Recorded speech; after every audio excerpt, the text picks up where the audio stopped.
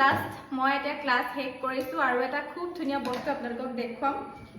embroidery কৰি শেষ হৈছে এতিয়া এখন মেখেলা ওচৰৰ পৰা দেখাইছো ৰব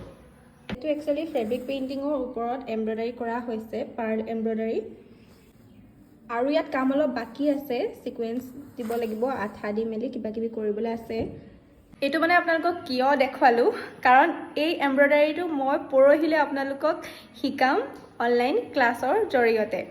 সো সেপ্টেম্বৰ 10 তাৰিখৰ পৰা আহি আছে আমাৰ অনলাইন ফেব্ৰিক পেইন্টিং আৰু হ্যান্ড এমব্ৰয়ডাৰী ক্লাছ যদি আপোনালোকে এতিয়াও কোনোবাই